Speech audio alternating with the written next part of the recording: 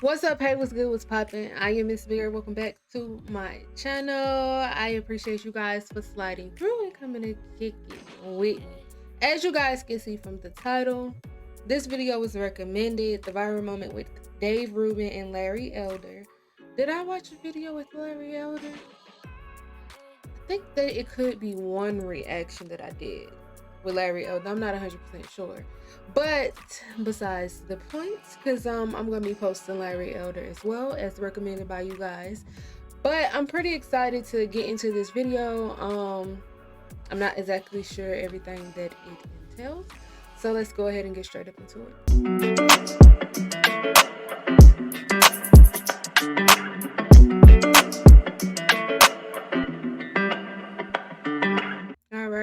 All right. So let's go ahead and press the play button. Hi everybody and welcome to Unapologetic. I'm your host Amala Ekpunobi. We have Taylor in the producer's Yes, that was her name. Amala. I don't know how to say her last name, even though she just said it, so I'm not gonna butcher it. But her natural hair looks like my natural hair when it's out like that. It's just so much. Oh my god, besides the point. Let's keep going. And today we have a very, very special guest. You know, I rarely give two varies when I talk about the guests we have on this show, but today it's very, very.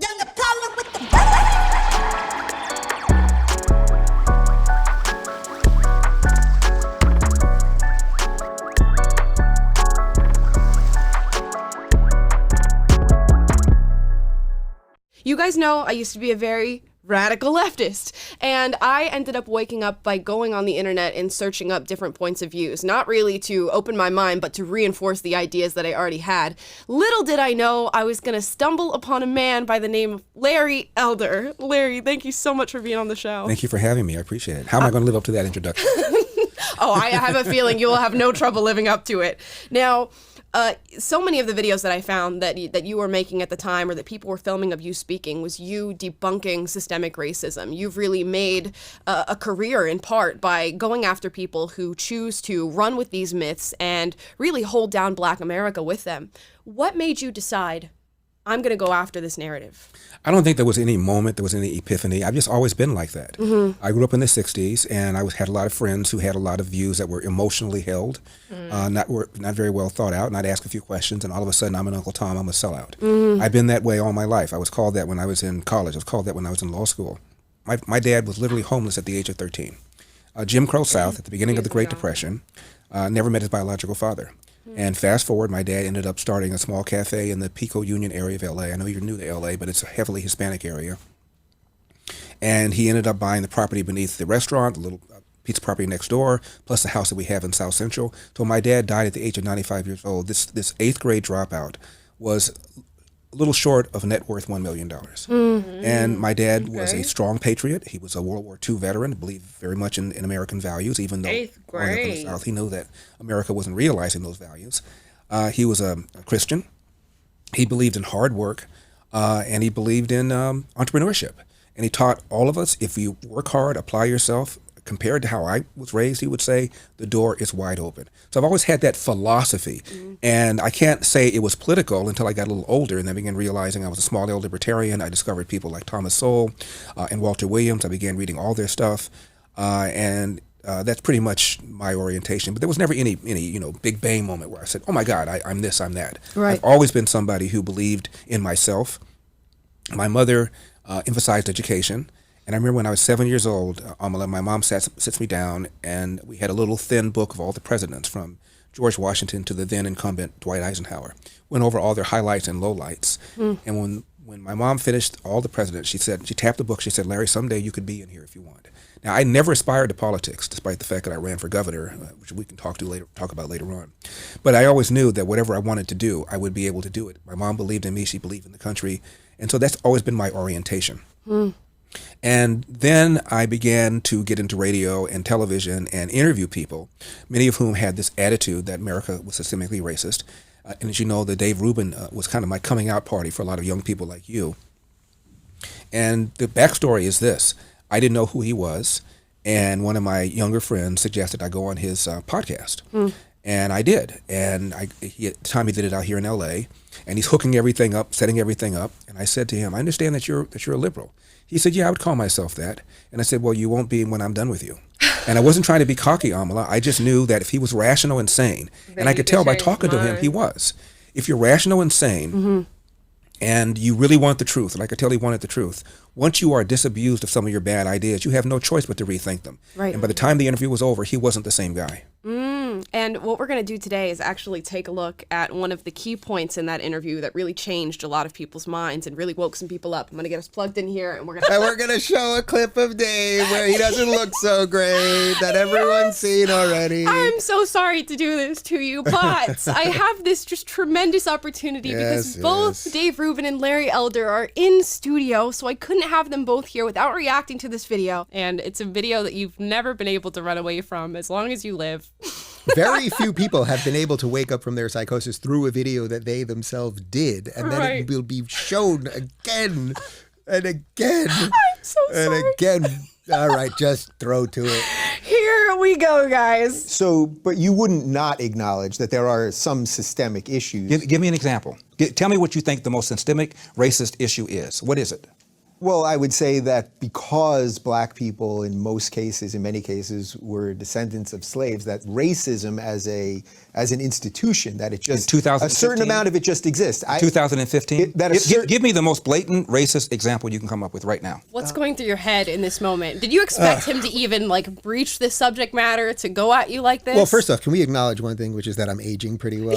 I'm aging pretty well. You're aging like fine wine, actually. Thank you. Started taking better. You know, that's one of the things. As you wake up out of leftism, you start taking a little more personal responsibility, hit the gym a little bit more, eat a little bit better. Thing. We're getting there. I was also look very tired there because it's exhausting being a leftist. It really is, to constantly have to rationalize the world. I knew once he responded that way that I was in trouble. I absolutely, I do remember that. I knew I was in trouble, and I actually was a little, I was almost impressed that he went at me the way he did, because it usually doesn't happen in interviews. And I think he, you know, I should have been more prepared. Maybe there was no way to be prepared because I wouldn't have had reality on my side. But then from there, it just got snowballed. Worse. Yeah. And I had many moments like this. Like, guys, and I love this because you decided to put the video out. Like, this was your decision. You could have cut that out and been like, here's an interview with Larry Elder. I talk about in Don't Burn This Book that I actually think that this is the best and worst moment of my career at the exact same time, because when we finished this, it was not live streamed. It was live to tape. It was going up the next day, and all the producers came up to me and were like, don't worry, Dave, we're going to get rid of that. We're going to edit it, whatever. And I just, you know, sometimes you just say something and you don't even know exactly why you say it. And I was like, no, if I'm an interviewer, if this is what I do, well, then how am I going to edit out basically the realest moment that has ever happened to me on camera? And I can assure you that the next day, when the clip started going viral, and then it was clipped a zillion ways, black conservative destroys white libtard. And when you're that white libtard, it's not that fun. No. But over a day or two, as I saw the comments rolling in and people were kind of like, you know, Rubin kind of took the hit and he listened and whatever, then I realized, boy, there's maybe an opportunity here to think about things a little bit different. Kudos to him for, I don't even know if kudos is the right word, but I'm always saying it, but for him, for having an open mind and, you know, willing to listen, not necessarily saying like, oh, kudos to him for changing his mind, or, you know, somebody, you know, not saying it in that way, if you guys understand what I mean, but it's not a lot of people that's open-minded to things out here, to, you know, listen, to have an opportunity, or give someone an opportunity, let me say, to, you know, voice their perspective or share their opinions. And, you know, you guys could share with the correct facts and the correct research. And, you know, so I like that. And then here we are. Right. You did not shut down. It keeps going. There's more. Thanks. I think you could probably find evidence that, in general, cops are more willing to shoot if the perpetrator is black What's your data than white. What's your basis for saying that? Last year... Well, look, I know a lot of people would say, look what's going on in Chicago. I know what they would say. Yeah. I'm talking about what the facts are. 965 people were shot by cops last year and killed. 4% of them were white cops shooting unarmed blacks. In Chicago in 2011, 21 people were shot and killed by cops. In 2015, there were 7.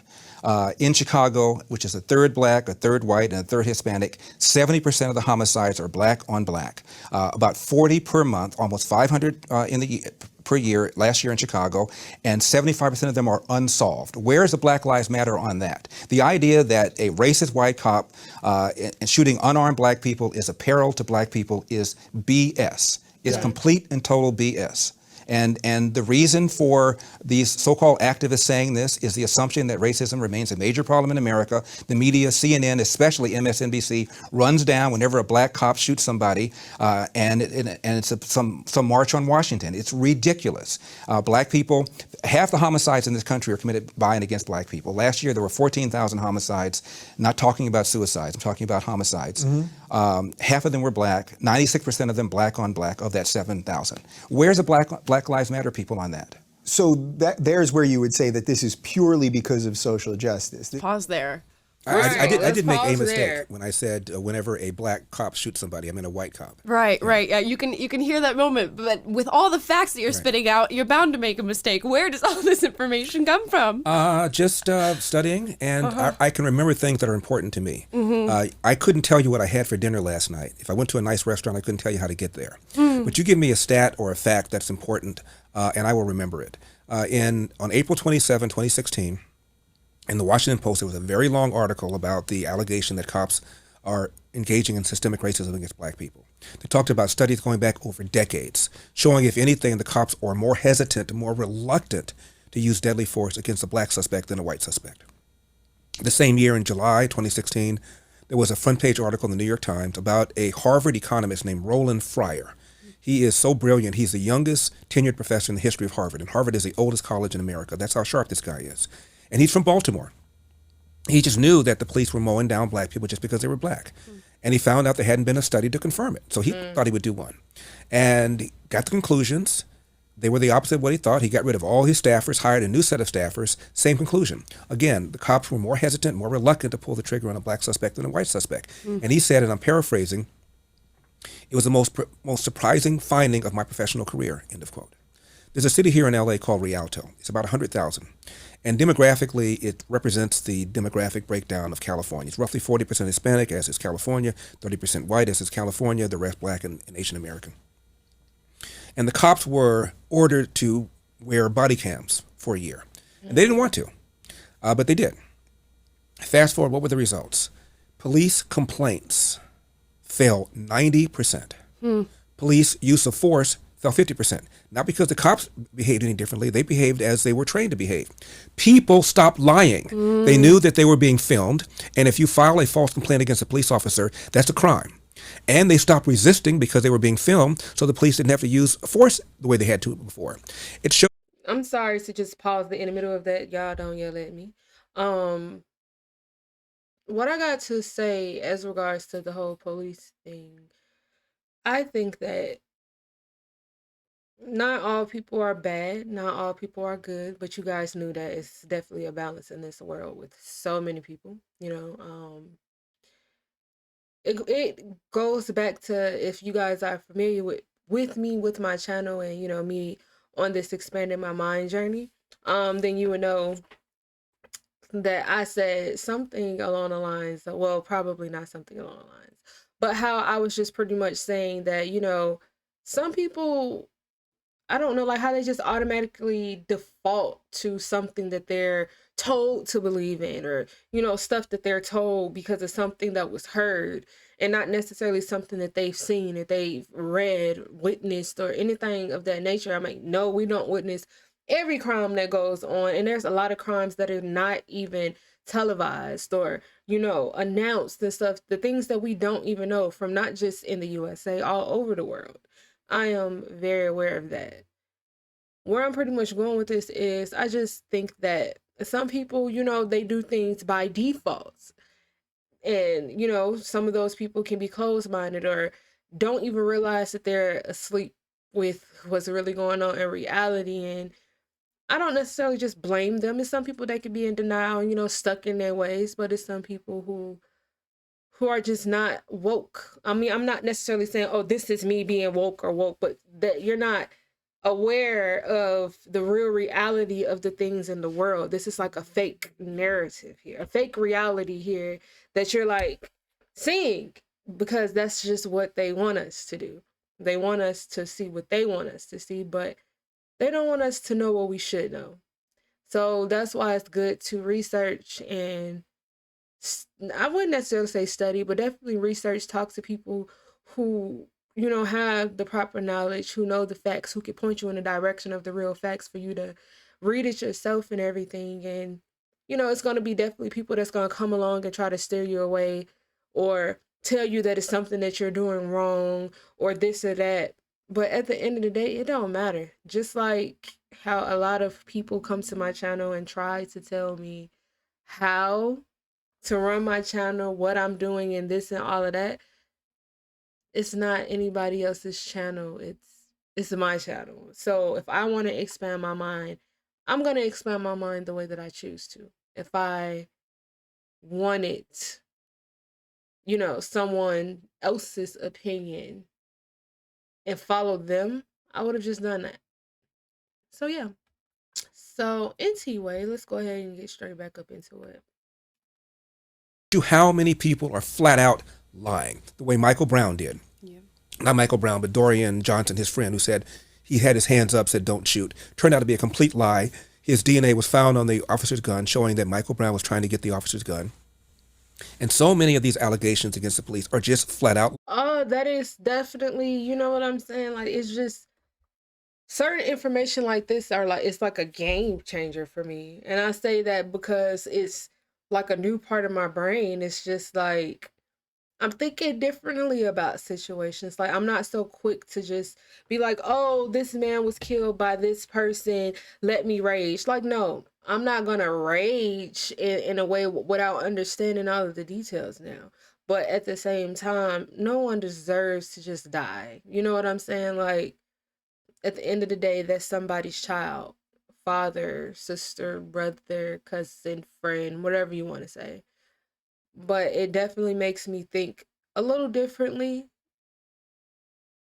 as opposed to what I did before.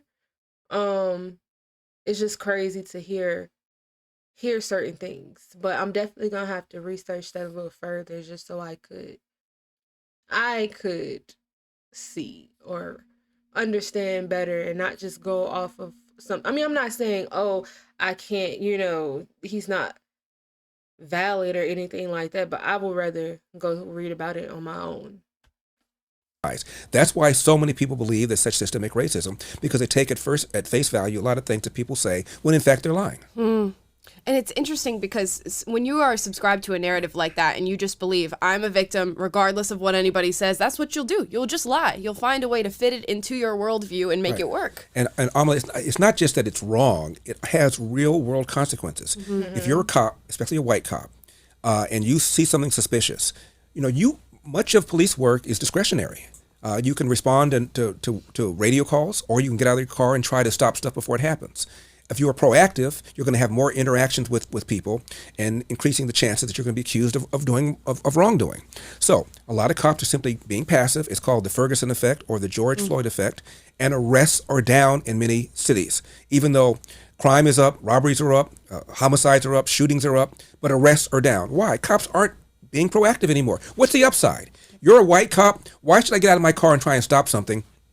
Someone's going to take a video of it. They won't start it when it really started, so it won't be in context. I could lose my job. I could lose my pension. I could be accused of a crime. I could go to jail. To hell with it. So people are pulling back, and the ones who are hurt the most are people living in the inner city, because that's where the crime is. Yep, and you're absolutely right. And I tell you guys all the time on the show, I've done a lot of work with LAPD out here in Watts, and the police officers are handcuffed, basically doing their jobs, and they don't feel like, I want to go out and be proactive about this. I don't want to go and help people if it's going to come at the risk of me losing my own livelihood. Now, and meanwhile, Amala, the people living in the inner city, they want more cops. They want the manpower to be at least the same, if not higher. Yep. So normal people, not Black Lives Matter activists, not loudmouths like Jesse Jackson and Al Sharpton, normal people who get up and go to work every day, pay their taxes, trying to do the right thing, they want more protection. They're the ones who are being hurt, but they're the ones that people on the left claim that they care about. Every single time. Every single time. Now, what I love about this video, Larry, in this moment with Dave, is that you don't let it go. You know, he made an assertion and you said, I'm going to hold you to it. We're going to skip ahead a little bit and have you talk to him about that. In Baltimore, where Freddie Gray was killed, Freddie Gray died in a van. I shouldn't say was killed, died in a van. Yeah. You have a city that's 45% black. City council is 100% Democrat. The majority of city council is black. The top cop at the time was black. The number 2 cop was black. The majority of the command staff is black. The mayor is black. The AG is black. And yet here we are talking about racism. I mean, it's absurd. Yeah. It's absurd. So it's funny, I find myself caught in between this a little bit as a liberal where I want to always try to defend the other. So in this case, the other being black people, I'm always sympathetic to that. And that, at the same time, I hear you laying out a pretty solid case. You know, it's so interesting because watching this, even though I've seen it a million times, what's hitting me is you can see, like, I don't really know what I'm saying, but I have this general idea that there's this racist thing that has just permeated everything. But also what you can see is that it's not coming from a horrible place from me. You know, it's sort of like, oh, that we should care about these sort of things. Then he just lays it out. And Larry lays it out basically better than anybody because he's a fact machine. You know, he's just an absolute computer when it comes to this stuff. And I just had nothing. Man, I remember watching this and just not wanting to believe Larry Elder so hard. Yeah. And just being like, he's being rude. Look at him. He's just attacking this guy. And like, I don't want to believe a word he said. None of it's true. And then eventually you just go down this rabbit hole of like, oh, holy shit. Everything he said is absolutely true. But I was so on your side watching this. Like, I was trying to come up with answers to the questions that he was giving. Well, I think that's why this clip, which is now being clipped 400 gajillion times and everything, I think that's why it really took off with people because it shows that even though we can make fun of the lefties all the time, and believe me, they are well worth making fun of usually, that there is a percentage of them, I would say, that are just not thinking clearly about the issues. And if you do what Larry did, and you state your case clearly, which is now what I do from a different perspective, that you can hopefully get these people. So I think that's why it worked, because people never see that in real time anymore. What you see on, you know, any debate show now is just like an endless destruction of people, not like an actual, oh, here's something I think, like, let's do it and then see where the chips fall. Right. Nobody's ready to have those conversations anymore. And this is one of the just rare moments where it's happened. And again, kudos to you for actually putting it out there for people to see. You know, what can I tell you? I'm pretty great. Let's keep watching. Oh, more? What? Just the fact, I'll tell you something else too. There was just a study, University of Washington. And it turns out cops were more reluctant, more hesitant to pull the trigger against a black suspect than a white suspect, probably because of the fear of being accused of racially profiling and the fear that the civil rights establishment was going to come down on them. So if anything, whites are more likely to be shot by a cop under certain circumstances than a black person. And in the last 30 or 40 years, the percentage of suspects killed by cops who are black has declined 75%. However, the percentage of whites killed by cops has flatlined. Yeah. And so if anything, people are more concerned about shooting black people for fear that they're going to be called racist. And almost every one of these incidents, whether it's Eric Gardner in New York, who died because he was selling Lucy's and resisted arrest, whether it's Tamir Rice in Cleveland, who was twirling around the gun, whether it's Michael Brown in Ferguson, who had just committed a strong-arm robbery, almost every one of these incidents involved somebody resisting arrest. Why don't you just do what the police tell you? My dad said, when I get pulled over, have my hand at 10 o'clock, have my hand at 2 o'clock, say yes, sir, say no, sir, make sure my paperwork is in order. And if I feel the cop is mistreating me, get a badge number and deal with it later on. If Jesse Jackson and Al Sharpton and Obama and the whole group of them told black people to do that, we'd have a lot fewer of these things to deal with in the first place. Yeah. All right. So I'm with you. I'm hearing a lot of what you're saying here. So as a black conservative then, who now you've laid out your case there. But you haven't laid out yours. I asked you to name the most important example of racism, and you gave white cops going after black people. And I told you, gave you the facts for that. So that's nonsense. So you must have something else. What else is it? So when we talked to Dave about this, Dave said as soon as we got into this subject, came straight up like, so what's up? and Larry started going at me, I went, oh no, I am not ready for this. And he knew he wasn't prepared. So what about this made you go, no, wait a second. I want you to go back to what you said earlier. Because I think I mentioned this. I thought of him as a sane, rational person. We chatted a little bit before the interview, and I said, this is a common sense guy. He is just ill-informed, undereducated. And once he gets the facts, he's going to rethink his assumption. So I wanted to make sure that I brought it back to what we're talking about. If you think racism remains a problem in America, give it to me. Well, I think it remains a problem. Give it to It's me. not. Give it to me. It may not be systemic in that it's not like you're not being hired because you're black. There's no systemic reason, legal reason that exists, that kind of thing. But I think that racism as a general theory exists. I need some specifics. You gave me the white cop thing. What else? Give me another example where you think is a problem. Well, as a black conservative, tell me how do you get people to come around? You're the one who made the assertion that you think racism remains a major problem in America. I asked you to give me an example. You gave me white cops going after blacks. As far as I'm concerned, you didn't hold it up very well. What's the other argument you have?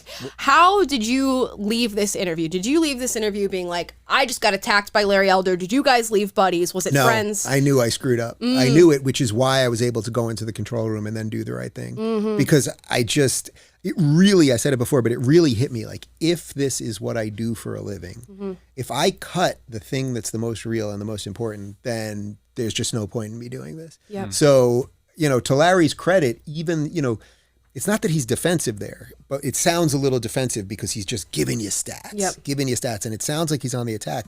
But also when you've been on the right side of things for so long and been treated so horribly for it, which he has for decades been fighting this fight and been treated horribly for it, it becomes hard to do, but he still does it well. And really the beauty of all of this is that who would have thought that, I think this was in maybe, if I'm not mistaken, this was, I think, February of 2016. Who would have thought that 5 or 6 years later, I would be opening for him on these tour stops, right? And that we'd be on the same side fighting for the same things. It's actually pretty beautiful. It is astounding. And like, from my perspective, sitting and watching this when, it was going viral and coming to terms with my own, transition into a different sort of maybe ideology or different set of ideas. And now sitting with the both of you and talking about this blows my mind. So this video is probably going to live far beyond the moment it was posted, which is good and bad for you, but mainly good, I think. Thank you once again for bringing it up. And I can't help it. I really, really can't help it. But it's so exciting, and I think we're going to introduce so many people to this moment and to you and Larry and watching this and just being open to ideas, because sometimes we all come to the table and we're not always right. And now I assume we're going to show the when I was in second grade in the play when I was the tooth and I was the lower incisor and I fell off the stage. You got that one too? Yes. I think that's up there. Libtard falls off stage. Here's a straight up blooper reel of Dave Rubin's entire life, given to him by his mother. She sent this over to us. No, there's no more that we will subject you to. But Dave, thank you for reacting to this video and letting people know the behind the scenes. Thank you for bringing me in to humiliate me. Anytime. We asked Dave, you could have both left this moment and been like, oh, I'm never going to talk to that man again. I've been embarrassed or I feel attacked. But you guys are very good friends now. We are. How do you think others can navigate conversations like that and leave with the result that you left with? Well, I think the important thing is, and this may sound immodest, is that I was calm. I wasn't angry. I wasn't defensive. And to his credit, it wasn't a live show. It's a show like this one. And Dave could have taken it out.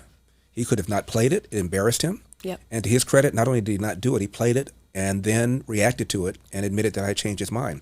A lot of people wouldn't have done that. Yep. And that's what I try and do. I always tried when I was on radio to be entertaining. If you're not entertaining, forget about it. No one's going to care. Sure. To be informative, to be provocative, and to uplift. And every now and then I'm able to do all four. It's amazing, amazing. And I don't want to end this video without mentioning that you have a project, Uncle Tom 2, that is just completely a marker for young Black Americans and just Americans in general to watch and sort of dispel a lot of these myths about systemic racism, how Marxism is infused in those ideas. That's sort of the premise of the documentary. Can you tell people a little bit about that and where they can find it? They can find it on UncleTom.com. And it's the sequel to my first documentary, Uncle Tom 1, where I talked about the post-slavery experience of blacks. And even though there was Jim Crow, even though there were lynchings, even though there were the KKK, Black people still kept moving forward, Amala. 1940, 87% of blacks were below the poverty line. 20 years later, that number had fallen to 47 points. That's a 40-point drop in 20 years. The greatest 20-year period of economic expansion in the history of Black America. That was before the Civil Rights Act of 64, 65, voting, the Open Housing Act. Most of it was before Brown versus Board of Education. Why? Strong families. It was unusual for a black kid to be raised without a father in the house. Belief in God, a belief in patriotism, and a belief in entrepreneurship.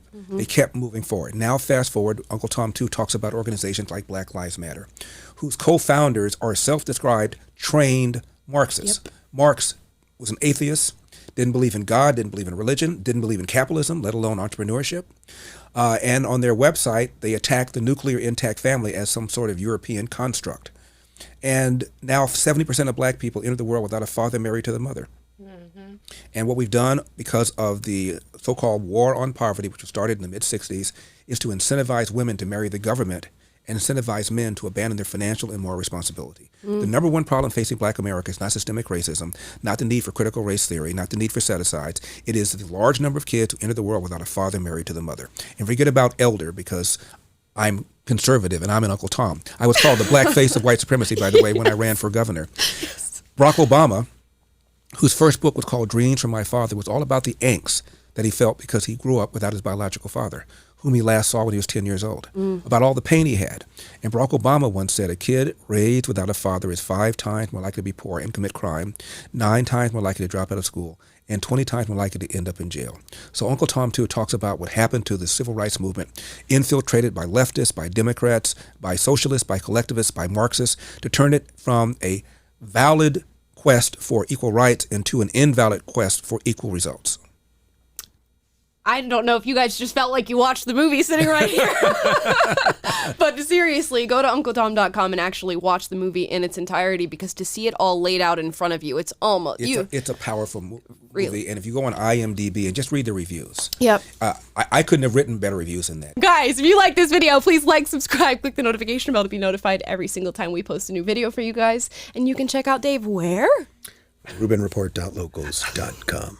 And he will never be on this program ever again. Bye, guys. Do you guys like that video? I did. Please like, subscribe, click the notification bell to be notified. All right, y'all. So we're gonna. I'm like, I haven't talked in a minute. My voice seemed like it's just out of commission. Like, we're gonna end that video right there like that. My hair is just curly all around, y'all. It's just curly. Like, this is curling. Everything is curling. But anyway, that was a pretty interesting video. I've never watched the video with Dave Rubin. I've heard his name floating a little bit, but I've never actually, watched anything of his, so I'm not 100% familiar with him. But it's definitely someone I'll add to my list to see, what he talks about, pick his brain a little bit through his videos. So that's interesting. And watching Larry Elder, he reminds me a lot of Thomas Sowell. Am I saying his name right? Because some of you guys were confused when I was saying it in the comments. But saying it based off of everyone that I've heard say it, including himself. So, but Larry reminds me of him because just the type of knowledge that they have, how quick they are to give you a response about something. It's nothing that they have to just necessarily think long and hard about, because this is something they truly, put their hands in trying to get some answers, or, research what's right, what's wrong, and, help open other people's, expand other people's minds and things like that. So I could tell that he has a lot of knowledge. So I know I'm going to want to pick his brain as well. And so let me go ahead and add some Larry Elder videos to my list. But anyway, guys, I hope that you guys enjoyed this reaction video just as much as I enjoy reacting to it. Y'all comment down below. Give me more things that you guys would like to see me react to on this channel. I look so dark. But more things that you guys would like to see me react to on this channel. Don't forget to also hit that red subscribe button and ring that bell, so when I drop a new video, you guys will know. You won't miss it. You'll be right here. Thumbs up this video. And as always, I appreciate you guys for coming through and coming to kick it with me. And until next time.